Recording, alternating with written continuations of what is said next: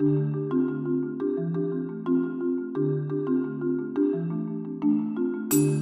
welcome to the Calgary Herald Yoga video series. My name is Jo. I'm Hart. The way we stand really has an impact on our overall health, and a lot of times when we have problems with our knees or problems with our breath or really digestion, all of those things really come into play with how we carry ourselves on a day-to-day basis. And so this practice is just to give you some quick tips on how to strengthen your overall posture and to make yourself healthy right away.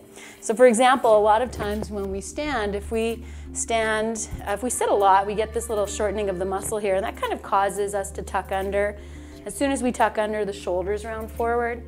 And then if we're standing with our feet turned out like this, then what's happening is we're actually weakening the intrinsic muscles in our legs. So it's really important to point your feet straight. And then we also want to think about drawing our thigh bones back. And so if you can press yourself back so you feel like you have your lumbar curve in here. As soon as I do that, my shoulders move back, my heart lifts, my lungs are happier, and I can breathe better. And so that's just the overall shape of how we should be standing. And then there's so many other things that come into play, and that's how you learn to get stronger with your yoga practice. Yoga practice is really helpful for teaching us how to stand and carry ourselves in an overall healthy way. So these poses we're going to do are part of the belly down back bend series. So I'm going to have Hart lie down on his belly. And so as you come to lie down, wherever you are, you don't need to have a yoga mat. You can put a blanket down if it feels like the ground is too hard. Just put a blanket down, maybe from like your mid-thigh to about the bottom of your ribs, just to support yourself. So we're going to start off with baby cobra.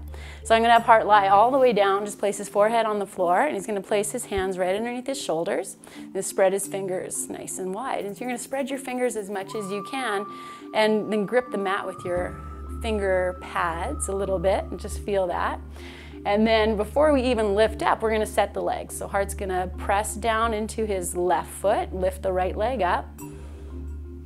Yeah, and then just scooch it back, like as if somebody's pulling on it, and set it back down. And we'll do the same with the other ones. And push it to the top of the right foot, lift your left leg, scooch it back, and bring it down.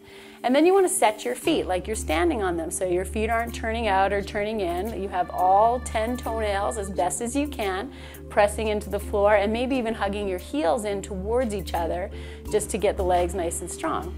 Then we're going to push the tops of the feet down. As Hart does that, he's going to feel his thighs lift, and the legs are now nice and strong and active. And then from here, we're going to have Hart, he's going to draw his navel to his spine. That's going to anchor your tailbone, and lift his shoulders up away from the floor, and bring his shoulder blades together just like that.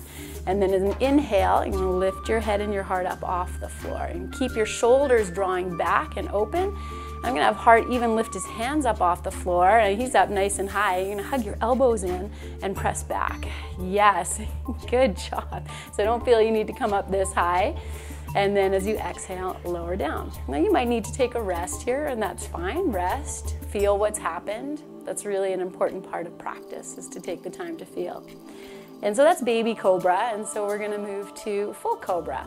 So you're going to start the same way. You're going to make sure your legs are nice and strong and engaged. That's your anchor. That's what's going to keep your low back nice and safe and protected. And then drawing the navel in just starts to lengthen the low back, anchors the tail. We're going to lift the shoulders up away from the floor, hug the shoulder blades together. And then as he inhales, Hart will lift his head and heart up off the floor. You're going to come just high as you did with your hands off the floor.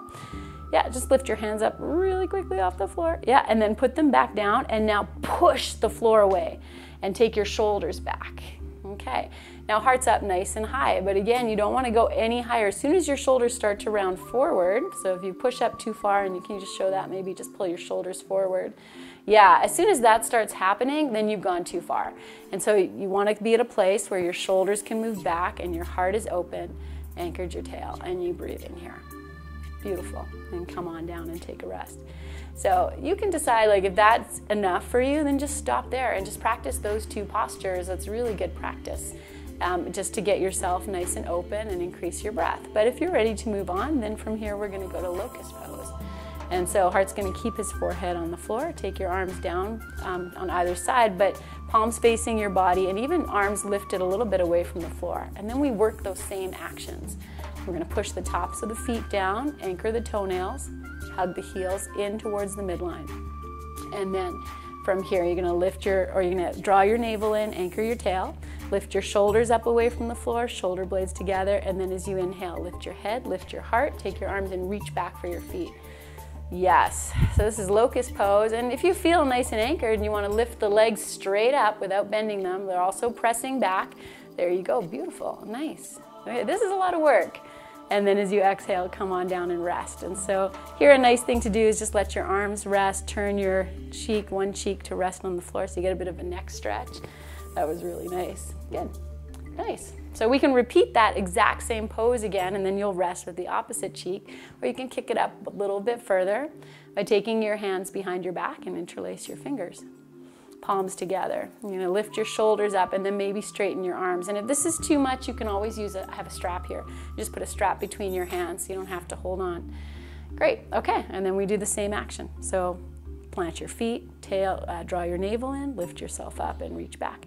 And maybe you're going to be able to lift your arms right off your, yes, this is a lot of work. This is a great pose. Nice, Heart. Good. Okay. And then he'll come down and rest and place the opposite cheek on the floor. Excellent. So that's 4 different variations of belly down back bends that you can practice.